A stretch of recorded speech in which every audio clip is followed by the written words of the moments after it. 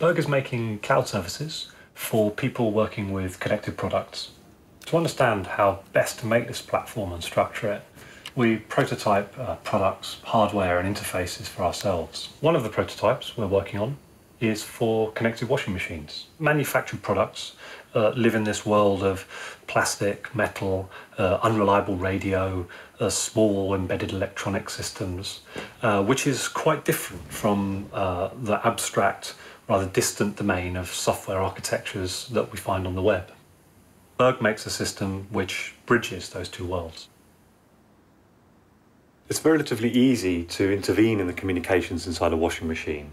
They tend to have an interface board at the front, which controls the buttons and dials, and this main sensor control board at the back, which deals with the valves and the motor and such. We added a Berg Dev Shield and a microcontroller between the two boards. This means that we can listen to what they're saying and speak back to both of them. The machine is now connected to the web. I can still physically use this machine, just as I always could. But you can see here that as I do that, that also updates this representation on the web, which I'm looking at with my mobile. This would, of course, work wherever I am. And the reverse is also true, that I can now affect the machine from my phone. The activities around washing are actually quite complicated.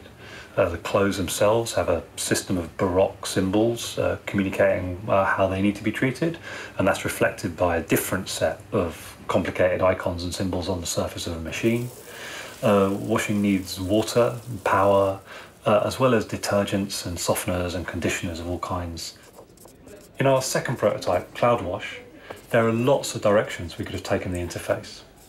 We looked at pushing the whole interface to the phone to leave a very simple fascia, or to go the other way and embed a touchscreen. Leaving those temptations aside, we've resolved it to the clearest representation and controls of the high-value functions. Of course, there's an interface on your phone, but to run a wash, you only need the buttons and dials on the machine. It seems that most people don't use more than 2 or 3 wash types. On the left, there are 3 customizable presets for the washes you most commonly use. The center controls timing. You can delay a wash and see plainly what time it will end. And on the right-hand edge, there are some functions that use the network to control systems that are outside of the machine. Looking at the machine in use, setting the end time means I can be sure that when the wash finishes, I'm there to take the clothes out and ensuring that they're fresh.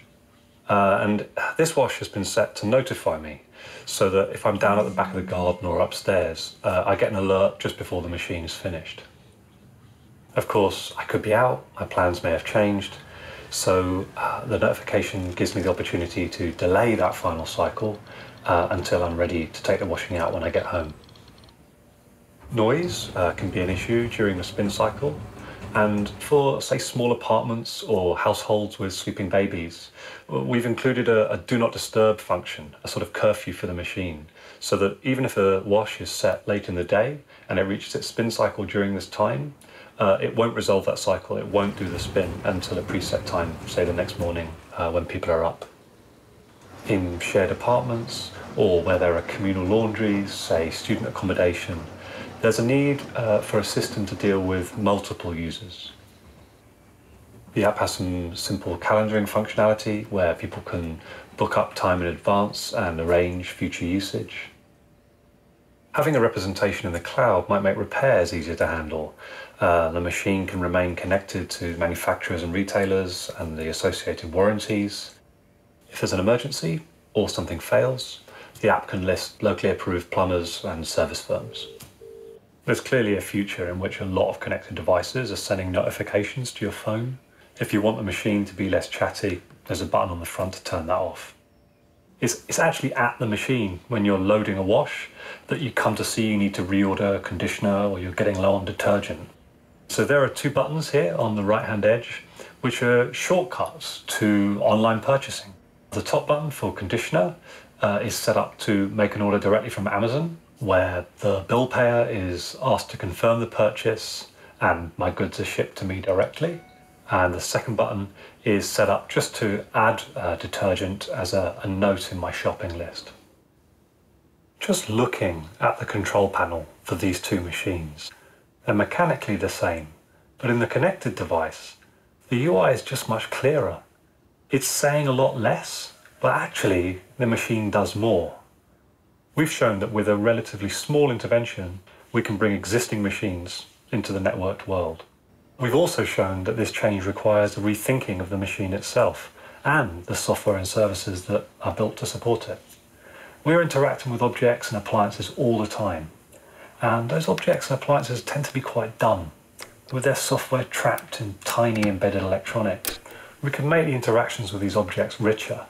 We can make their meaning and their value to our lives richer. And we can start to see that they're going to change quite radically as they enjoy the sorts of power we find in connected software. And not just the products we already have, but like entirely new classes of devices.